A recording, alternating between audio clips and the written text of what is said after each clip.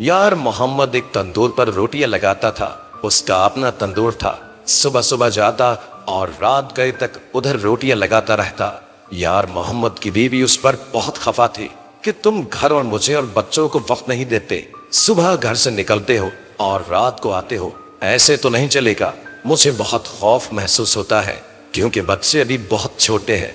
उसने अपनी बीवी को समझाया कि मैं तुम्हारे और अपने बच्चों की खातिर ये कोशिश कर रहा हूँ। अभी मेरे जिस्म में ताकत बाकी है। मैं इस वक्त मेहनत मजदूरी करके रोजी कमा सकता हूँ, लेकिन जब मैं बूढ़ा हो जाऊंगा तो मुझसे ये काम इतने लंबे अरसे तक नहीं होगा। मैं कोशिश कर रहा हूँ कि बच्चों के मुस्तकबिल की खातिर कुछ पैसे इकट्ठा कर लूँ ताकि उनकी पढ़ाई और मुस्तकबिल में होने वाले अखराजात पूरे हो सके। एक रात यार मोहम्मद अपना तंदूर बंद करके वापस घर आ रहा था तो उसने सड़क पर एक अजीब मंजर देखा। उसने देखा कि सड़क के किनारे एक आदमी लेटा है, उसकी टांगे हिल रही हैं। यार मोहम्मद ने सोचा कि शायद आदमी को कुछ हो गया, उसकी तबीयत ठीक नहीं, शायद उसे मेरी मदद की जरूरत हो। मगर जैसे ही आदमी के करीब गया तो उसकी रूह लर्ज उठी क्योंकि आदमी के मुंह से खून बह रहा था। उसके सीने में किसी ने खंजर घोंप दिया था। आदमी मुंह से कुछ बोलने की कोशिश कर रहा था मगर अल्फाज उसका साथ नहीं दे रहे थे। उसके होंठ कांप रहे थे।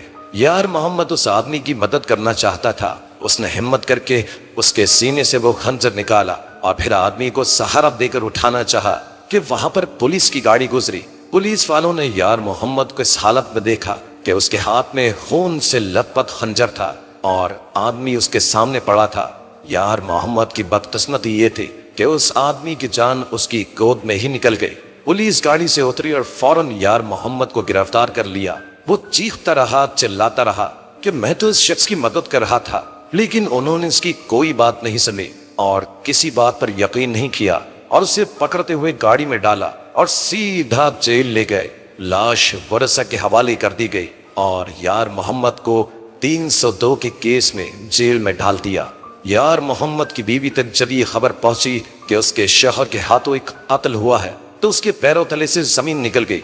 वो खौफ से कांपने लगी, अपना सर पीटने लगी। उसे खुद से ज्यादा अपने छोटे छोटे बच्चों की फिक्र लाहक हुई कि इनका क्या बनेगा। उसकी बीवी अपने शौहर से मुलाकात के लिए आई तो यार मोहम्मद ने रोना शुरू कर दिया। उसने अपनी बीवी को इस बात का यकीन दिलाया कि तुझे तो पता है कि मैंने जिंदगी में कभी किसी से झगड़ा तक नहीं किया। वो आदमी जख्मी हालत में वीरान सड़क पर पड़ा था। मैंने उस शख्स की मदद करना चाहिए मगर उल्टा मुझे ही कातिल समझकर इन लोगों ने पकड़ लिया। अब मुझे समझ नहीं आ रही कि मैं अपनी बेगुनाही का सबूत कैसे दूं। वो आदमी भी अब इस दुनिया से चला गया है जो कि मेरी बेगुनाही का वाहिद सबूत था।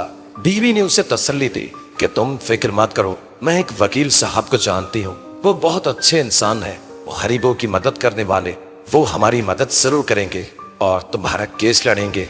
यार मोहम्मद की बीवी वकील साहब के घर गई। वकील साहब ने उसकी पूरी कहानी सुनी और उसे इस बात का यकीन दिलाया कि मैं तुम्हारे शौहर का केस लड़ूंगा मुफ्त में, किसी मुआवजे के बगैर। कुछ अरसे के बाद यार मोहम्मद की अदालत में पेशी हुई तो जज साहब ने वकील के दलाल सुने। वकील साहब ने जज को कायल करने की कोशिश की और सारी हकीकत उन्हें बता दी मगर बदकिस्मती से तमाम सबूत यार मोहम्मद के खिलाफ ही जा रहे थे। जज ने अपना फैसला यार मोहम्मद के खिलाफ महफूज कर लिया। यार मोहम्मद की फांसी की तारीख तय कर दी गई। अब यार मोहम्मद को इस बात का यकीन हो चुका था कि अब वो नहीं बच सकता। उसकी गिने चुने जिंदगी के बाकी दिन अब पूरे हो चुके हैं। आधी रात को जज साहब अपने गर्म गर्म बिस्तर में घर में सो रहे थे कि घर के मुलाजिम ने उनके दरवाजे पर दस्तक दी। जज अपने मुलाजिम पर बहुत नाराज हुआ कि रात के इस पहर तुमने मुझे नींद से बेदार क्यों किया। मुलाजिम ने कहा, जनाब आप मुझ पर खफा मत हो, घर के चौकीदार ने मुझे बताया है कि कोई औरत आपके घर के गेट के बाहर बैठी है। चौकीदार ने उसे भगाने की बहुत कोशिश की मगर उसने कहा कि वो जज से मिले बगैर वापस नहीं जाएगी। सर्दी की शिद्दत की वजह से औरत मर न जाए इसलिए आपको जगाया, आपसे पूछने के लिए कि क्या आप उस औरत से मिलना चाहेंगे या फिर इसे सर्दी में मरने दिया जाए। जज ने गुस्से से कहा, मरती है तो मर जाने दो, मैंने तो उसे नहीं बुलाया था कि आधी रात को यूं मुझसे मिले। मुलाजिम ने चौकीदार से कहा, जज साहब इस वक्त किसी से नहीं मिल सकते, लिहाजा औरत से कहो कि वो वापस चली जाए। औरत ने कहा, मैं सुबह तक इधर ही बैठी रहूंगी। जज ने दिल में सोचा कि कहीं औरत जिद में आकर गेट के सामने ही पूरी रात तक गुजार दे और मर जाए। وہ اپنے بستر سے اٹھا اور عورت سے پوچھا، کیا مسئلہ ہے؟ رات کے اس پہر تم مجھ سے کیوں ملنا چاہتی ہو؟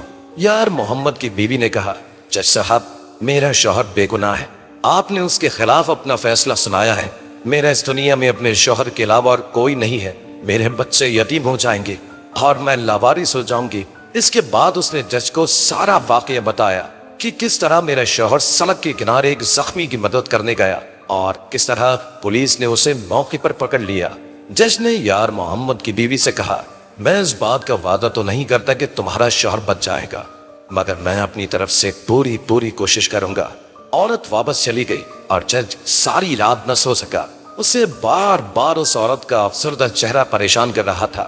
اگلے دن جج صاحب نے یار محمد سے ملاقات کی اور اس سے کہا، سچ سچ بتاؤ، تم نے زندگی میں ایسا کیا کیا جب تم اس کیس میں بری طرح سے پھنس چکے ہو؟ کیا زندگی میں تجھ سے کبھی کوئی غلطی ہوئی ہے؟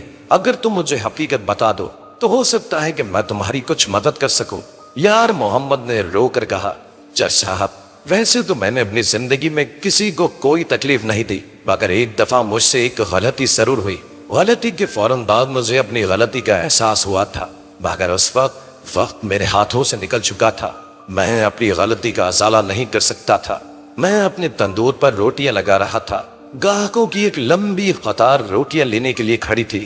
میں گاہکوں کو روٹیاں دینے میں مصروف تھا کہ ایک بلی گوندے ہوئے آٹے میں گھس گئی۔ اس نے نہ صرف میرا آٹا خراب کیا بلکہ کچھ روٹیوں کا بھی ستیہ ناش کر دیا۔ مجھے کام کی تھکاوٹ پہلے ہی تھی، اوپر سے بلی نے میرا نقصان کیا۔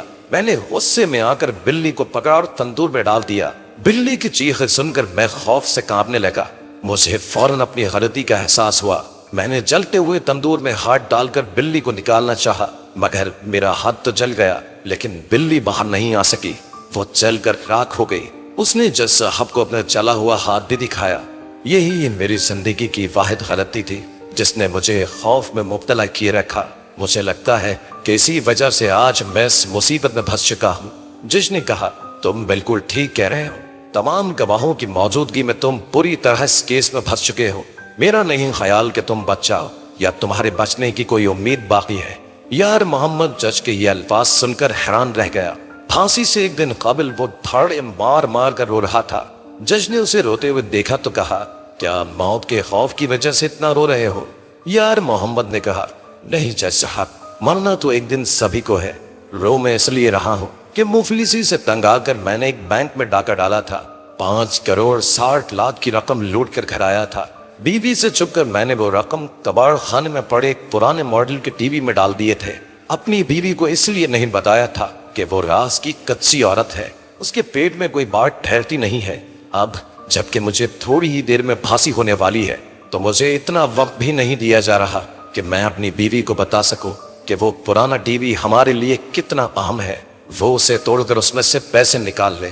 جج نے کہا، تم فکر مت کرو، تمہارا یہ کام میں خود کر دوں گا، اب اتنی مدد تو میں تمہاری کر ہی سکتا ہوں۔ یار محمد نے جج کا شکریہ ادا کیا۔ فجر کے وقت اسے سولی پر لٹکا دیا گیا اور صبح ہی جج نے اپنے کچھ ملازموں کو لکھا پڑھا کر یار محمد کے گھر بھیج دیا۔ انہوں نے یار محمد کے گھر دستک دی تو اس کی بیوی دروازے پر آئی۔ ایک ملازم نے عورت سے کہا، جی ہم اولڈ کلچر ڈپارٹمنٹ کی طرف سے آئے ہیں، آپ کے گھر میں موجود جو کوئی بھی پرانی چیز ہے وہ ہم آپ سے اچھی قیمت پر خریدنے آئے ہیں۔ عورت نے کہا، ہمارے گھر میں 3 پرانی چیزیں ہیں، ایک لالٹین ہے، ایک ٹی وی ہے اور ایک پیانو بھی ہے، مگر میں یہ چیزیں فروخت کرنا نہیں چاہتی۔ یہ کہتے ہوئے عورت نے دروازہ بند کر لیا۔ ملازموں نے جج کو کال کی اور کچھ دیر کے بعد ہی دوبارہ دروازے پر دستک دی۔ عورت سے کہا، 4 لاکھ ہم پیانو کے دیں گے، 5 لاکھ میں ہم ٹی وی خریدنے کے لیے تیار ہے اور 2 لاکھ کی لالٹین بھی لے لیں گے، اگر سودا منظور ہو تو بتائیے۔ عورت نے دوبارہ دروازہ بند کر دیا اور انہیں کوئی جواب نہیں دیا۔ ملازموں نے دوبارہ جج کو کال کی کہ عورت نہیں مان رہی۔ جج نے کہا، مان جائے گی، تم چیزوں کے ریٹ بڑھا دو۔ ملازمین نے تیسری بار دروازے پر دستک دی۔ عورت نے دروازہ کھولا۔ انہوں نے کہا، پیانو کے ہم 10 لاکھ دے دیں گے، 12 لاکھ ٹی وی کے اور 5 لاکھ لالٹین کا ملے گا، اگر سودا منظور ہو تو بتائیے۔ عورت نے کہا، ٹھیک ہے، مجھے سودا منظور ہے، مگر پہلے پیسے، پھر چیزیں آپ کے حوالے کروں گی۔ ملازموں نے عورت کو 27 لاکھ روپے ادا کیے اور پیانو، لالٹین اور ٹی وی لے کر آ گئے اور جج کے حوالے کر دیا۔ جج نے لالٹین اور پیانو ملازمین کو دے دیے اور ٹی وی لے کر بند کمرے میں اسے توڑنا شروع کیا، مگر اس کی حیرت کی انتہا نہ رہی جب اس نے دیکھا کہ ٹی وی کی اسکرین کے پیچھے 2 مرے ہوئے چوہے پڑے ہیں۔ جج اپنا سر پکڑ کر ادھر ہی بیٹھ گیا اور دل میں سوچا، مرنے والے یار محمد نے مرتے وقت مجھے چونا لگا دیا اور اپنی بیوی اور بچوں کے لیے ساری عمر کے خرچے کا بندوبست کر لیا۔